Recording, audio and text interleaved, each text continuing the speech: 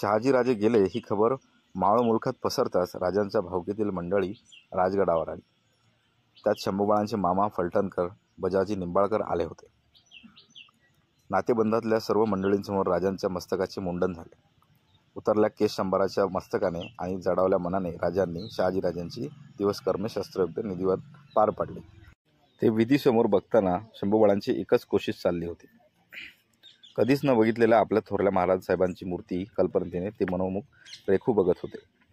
पण ते साधत नव्हते. कितीही कोशिश केली तरी त्यांच्या मनासमोर मूर्ती उभत ठाकत नव्हती ती आबासाहेबांचीच. शेवटी एके दिवशी जिजाऊंच्या महाली त्यांची पायधूळ मस्तकी घ्यायला आलेल्या शंभूबाळांनी त्यांना विचारले, कसे दिसत होते आमचे थोरले महाराज साहेब, थोरले आऊ?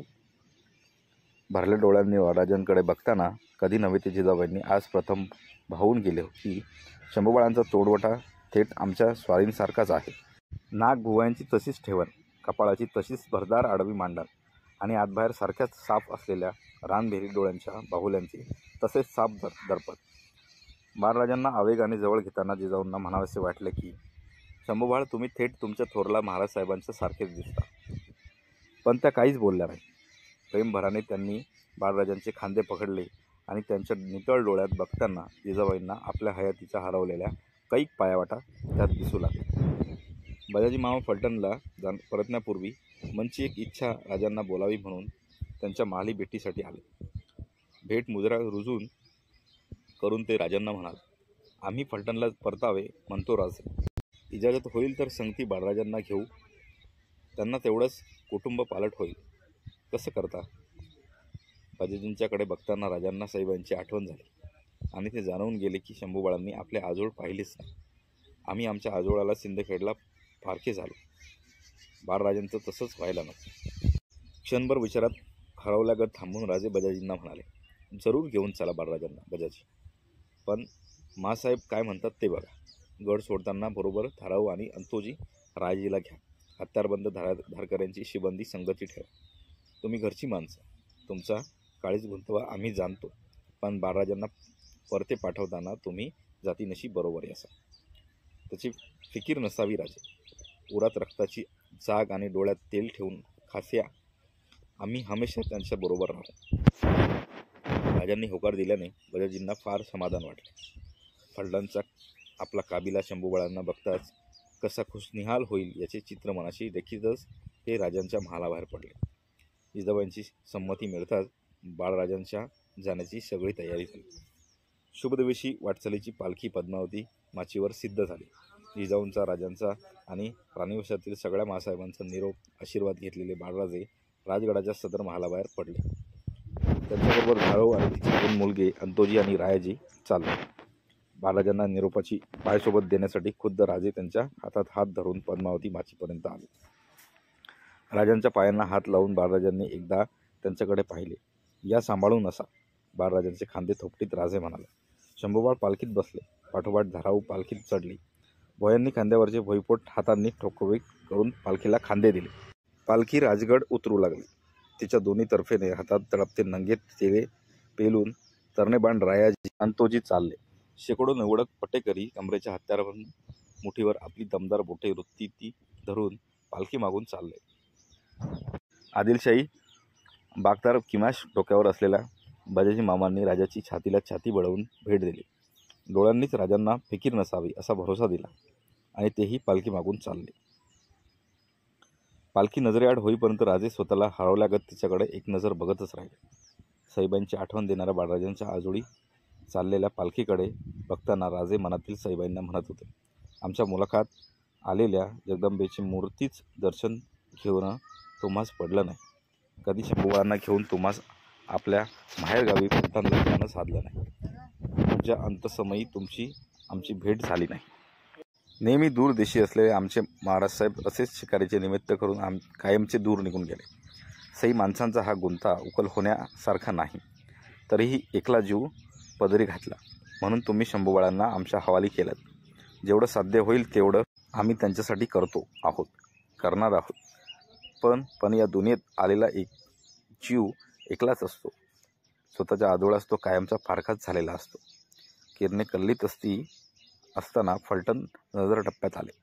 बजाजी राजांनी गाववेशीवरच वयांना पालखी ठाण करण्याची आज्ञा दिली. एक स्वार पुढे धावून चिरंजीव शंभूबाळ आल्याची वर्दी आपल्या वाड्याकडे पाठविली.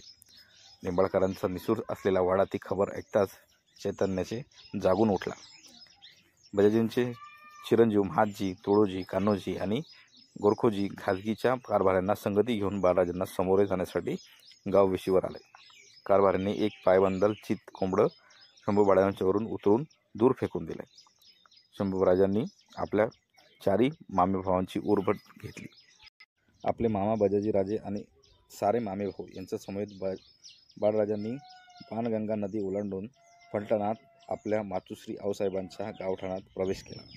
आपला घडीव दगडांचा चिरेबंदी वाडा नजरेत येताच बजाजी हात उंचावता करीत म्हणाले, बाळराजे, पाहिला तुमच्या आऊसाहेबांचा वाडा.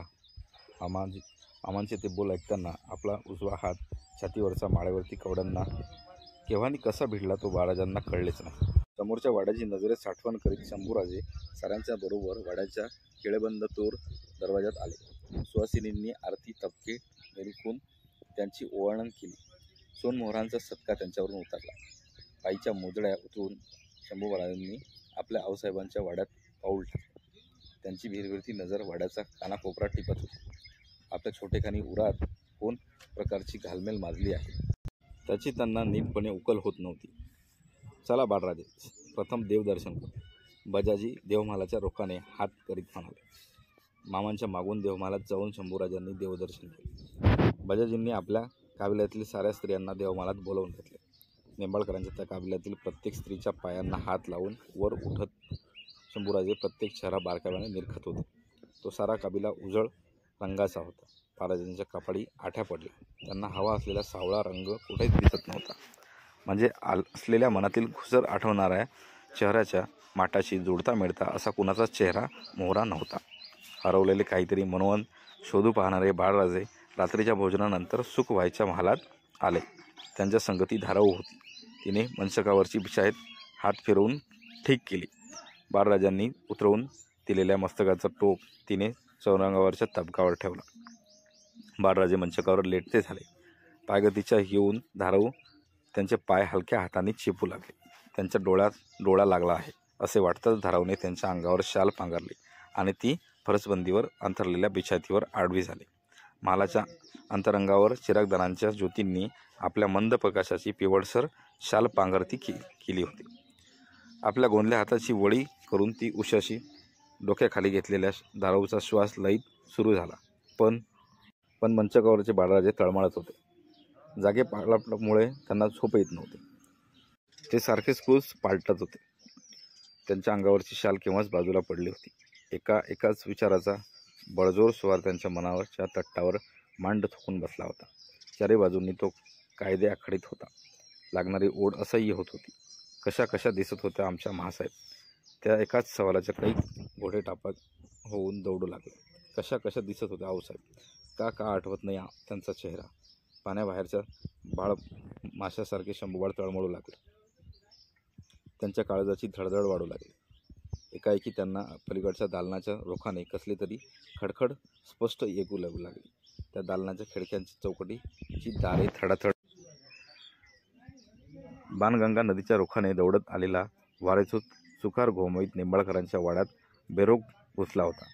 तो सुकार आणि त्याला धरून उठणारी दारांची थडथड पडल्या ऐकताना बाळराजांच्या डोळ्यांसमोर एकामागोमाग एक स्त्री मुद्रा गरगरत फिरू लागल्या.